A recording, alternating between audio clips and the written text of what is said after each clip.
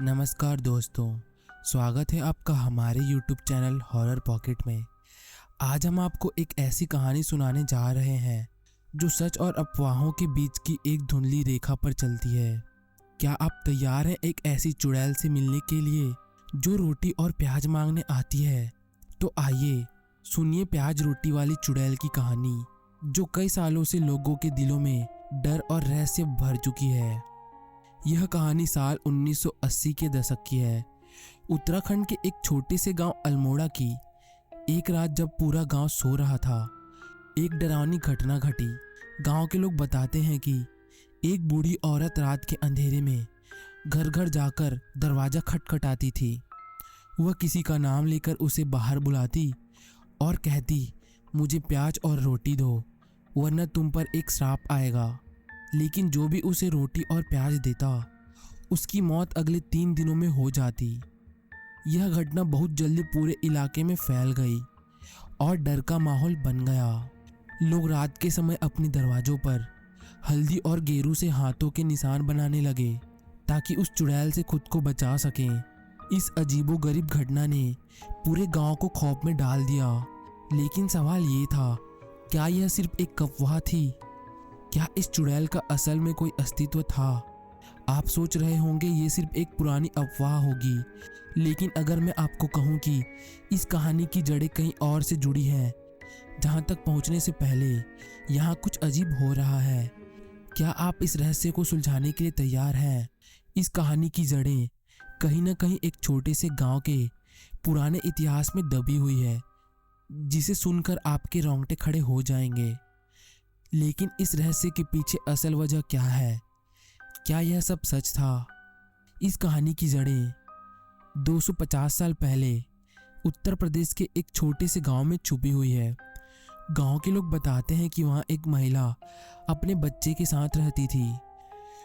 उसकी झोपड़ी में गरीबी और भूखमरी थी। एक दिन गांव में लोगों ने देखा कि उनकी रोटियां और प्याज रहस्यमय तरीके से चोरी हो रही थी। जांच करने पर गांव वालों ने उस महिला के घर से सड़ी गली रोटियां और प्याज के ढेर के साथ उसके बच्चों के शव बरामद किए। यह देखकर गांव में अफरा तफरी मच गई। लेकिन इससे भी डरावनी बात यह थी कि महिला अपने बच्चों को धीरे धीरे खा रही थी। क्या ये भूख की हालत थी या कुछ और था? यह घटना कुछ ऐसी थी जो उस समय में गांव वालों को पूरी तरह चौंका दिया। लेकिन ये जो कुछ भी हुआ, उसके बाद गांव वालों को और भी ज़्यादा डर लगने लगा। इसके बाद गांव वालों ने उसे पकड़ा और जिंदा जला दिया। लेकिन मरने से पहले उस महिला ने एक खौफनाक श्राप दिया। उसने कहा, मैं वापस लौटूंगी और अपने साथ तुम्हारे लोगों को ले जाऊंगी। इस श्राप के बाद घटनाओं का एक सिलसिला शुरू हुआ। कहा जाता है कि कुछ ही समय बाद आसपास के गांव में एक बूढ़ी औरत दिखाई देने लगी। वह घर घर जाकर रोटी और प्याज मांगती थी। जो भी उसे रोटी और प्याज देता, वह अगले कुछ दिनों में मर जाता। यह घटना दिन ब दिन बढ़ने लगी और अफवाहों का एक जाल फैलने लगा। लोगों ने सोचा कि वह महिला का श्राप साकार हो गया था और उसकी आत्मा अब बदला लेने आई थी। यह भय और अंधविश्वास की कहानियां आसपास के इलाकों में फैलने लगी। लोग डर के मारे अपने दरवाजों पर हल्दी का छाप लगाने लगे ताकि वह चुड़ैल उनके घर ना आए। लेकिन क्या यह सच था?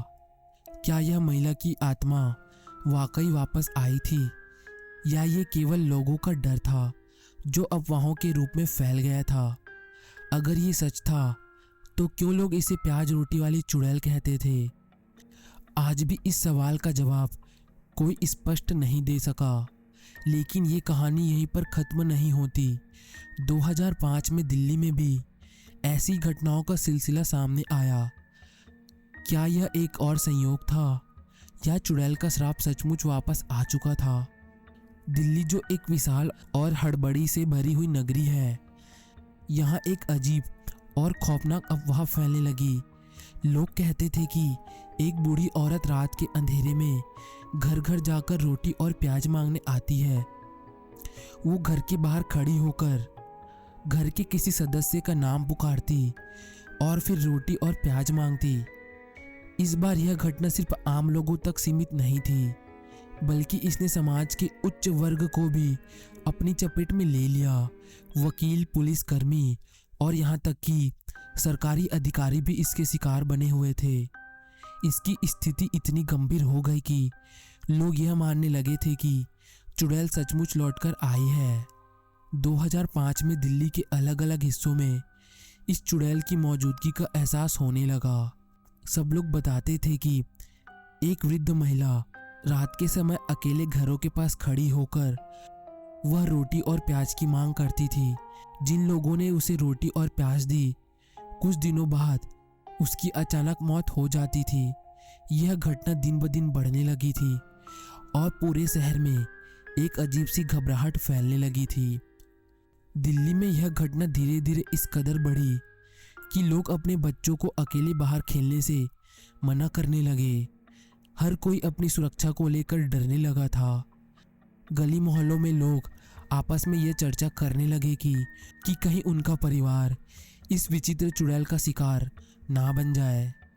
अब ये अफवाह इतना फैल गया था कि लोग अपने दरवाजों पर हल्दी और गेरू से हाथों के निशान बनाने लगे थे, ताकि उस बूढ़ी औरत का प्रभाव उनके घरों में ना पहुंचे। यह छाप ठीक वैसी ही थी जैसी पुराने समय में गांव वाले अपनी घरों में लगाते थे। कुछ लोगों ने यह दावा किया था कि उन्होंने उस बूढ़ी औरत को देखा है। वह उनके घर के पास खड़ी थी और रात के अंधेरे में उसकी आंखों में एक खौफनाक लाल चमक थी। उसने कुछ कहा था, पर फिर भी यह कोई बता नहीं सका कि वह क्या चाहती थी। एक दिन किसी ने उसे रोटी और प्याज दी और अगले दिन वह शख्स अपने घर में मृत पाया गया। क्या यह सब एक संयोग था या फिर कुछ और था? लोगों का कहना था कि यह चुड़ैल अपने बदले की भावना में वापस आई थी। एक महिला जो सड़ी गली रोटियों और प्याज के ढेरों के साथ अपने बच्चों को खा चुकी थी, उसका भूत अब वापसी कर रहा था। लोग यह मानने लगे थे कि उसका श्राप वापस आ चुका था। कुछ विशेषज्ञों का कहना था कि यह केवल मास हिस्टीरिया का हिस्सा था। मास हिस्टीरिया का मतलब है जब किसी समूह के लोग एक ही समय में बीमार महसूस करने लगते हैं, भले ही उनके बीमार होने का कोई शारीरिक या पर्यावरण कारण ना हो। जहां अफवाहें और भय एक सामूहिक मानसिक स्थिति पैदा कर देता है। लेकिन क्या ये केवल एक भ्रम था या फिर इसका कोई गहरा कारण था? तो दोस्तों, क्या यह सच था या फिर यह सब केवल एक अफवाह थी? क्या चुड़ैल ने अपनी बदला लेने की यात्रा पूरी की होगी या ये सिर्फ लोगों का डर था? तो दोस्तों, क्या आपने उस रोटी और प्याज मांगने वाली चुड़ैल के बारे में कभी सुना है? अगर सुना हो तो हमें कमेंट में ज़रूर बताएं। और आपको क्या लगता है, ये कहानी सच है या केवल यह लोगों का अफवाह है? अगर आपको हमारी आज की कहानी अच्छी लगी तो हमारे चैनल हॉरर पॉकेट को सब्सक्राइब करना ना भूलें और नीचे कमेंट में ज़रूर बताएं कि आपको ये कहानी कैसी लगी।